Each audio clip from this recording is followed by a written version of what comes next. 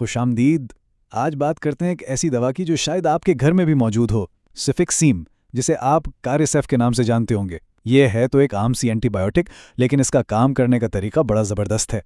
तो सवाल ये पैदा होता है कि भाई एक ही दवा गले की खराबी से लेकर यूटीआई तक इतनी सारी मुख्तलिफ बीमारियों का मुकाबला कैसे कर लेती है ना सोचने की बात। चलें इसका जवाब ढूंढते हैं, और वो जवाब छुपा है इसके काम करने के अंदाज में। अच्छा, तो सेफिक्सीम जो है ना, ये एक सेफेलोस्पोरिन एंटीबायोटिक है। अब ये काम कैसे करती है? बहुत चालाकी से। ये सीधा जाकर बैक्टीरिया की हिफाजती दीवार, जिसे हम सेल वॉल कहते हैं, इसको बनने ही नहीं देती।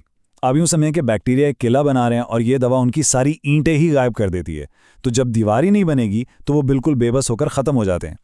तो ये तो समझ आ गया कि ये बैक्टीरिया का खात्मा कैसे करती है, लेकिन सवाल ये है कि डॉक्टर इसे किन खास इन्फेक्शंस के लिए देते हैं। आइए ज़रा इस लिस्ट पर नज़र डालते हैं। वाह, जैसा कि आप देख रहे हैं, इसकी रेंज तो काफ़ी वसी है।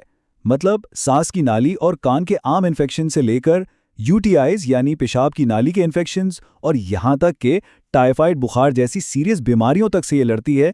तो ये वाकई एक वर्सेटाइल दवा है।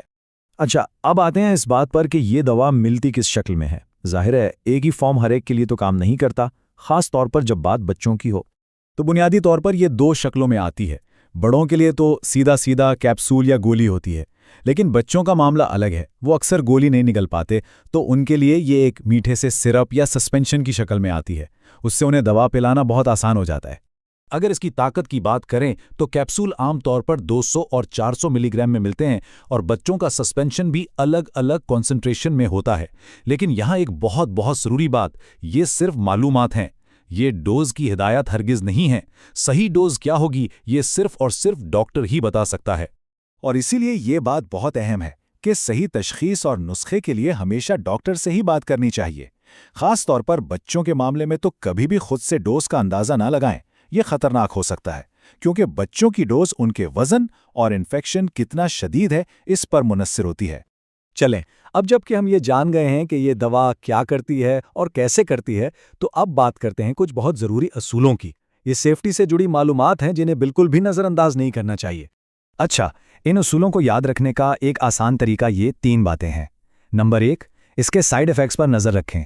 नंबर 2, एलर्जी की वार्निंग को बहुत संजीदगी से लें। और नंबर 3, जो शायद सबसे अहम है, दवा का पूरा कोर्स हर हाल में मुकम्मल करें। तो कुछ आम साइड इफ़ेक्ट्स हो सकते हैं, जैसे कि डायरिया, मतली या पेट में थोड़ा दर्द। ये अक्सर हल्के फुल्के होते हैं, लेकिन एलर्जी वाली बात बहुत अहम है। अगर किसी को कभी भी पेनिसिलिन या इसी ग्रुप यानी सेफालोस्पोरिन से एलर्जी रही है, तो ये दवा उनके लिए बिल्कुल नहीं है। और ये जो कोर्स मुकम्मल करने वाली बात है ना, इस पर जितना जोर दिया जाए कम है। अक्सर लोग जैसे ही थोड़ा बेहतर महसूस करते हैं, दवा छोड़ देते हैं। प्लीज़ ऐसा मत करें। जब आप कोर्स अधूरा छोड़ते हैं तो आप असल में सबसे ताकतवर बैक्टीरिया को जिंदा छोड़ देते हैं, और फिर वो इस दवा से लड़ना सीख जाते हैं। ये बिल्कुल वैसा ही है जैसे आप सुपर बग्स तैयार कर रहे हों, जिन पर फिर मुस्तकबिल में कोई दवा असर ही नहीं करेगी। अच्छा, आखिर में एक बहुत ही बुनियादी मगर अहम बात जो तमाम एंटीबायोटिक्स के बारे में समझना ज़रूरी है, और वो ये कि इनका असल दुश्मन कौन है और कौन नहीं। ये बात शायद इस पूरी गुफ्तगू का सबसे अहम हिस्सा है। सिफिक्सीम सिर्फ और सिर्फ बैक्टीरिया के खिलाफ काम करती है, वायरस के खिलाफ नहीं। इसका मतलब ये हुआ कि आम नज़ला ज़ुकाम या फ्लू पर यह बिल्कुल बेअसर है। तो अगर इसे किसी वायरल बीमारी के लिए इस्तेमाल किया जाए तो ये ना सिर्फ फजूल है, बल्कि इससे आप गैर ज़रूरी साइड इफ़ेक्ट्स का ख़तरा भी मोल लेते हैं और एंटीबायोटिक रेजिस्टेंस को भी बढ़ावा देते हैं। तो ये सारी बात हमें एक बड़े सवाल पर लाकर छोड़ती है।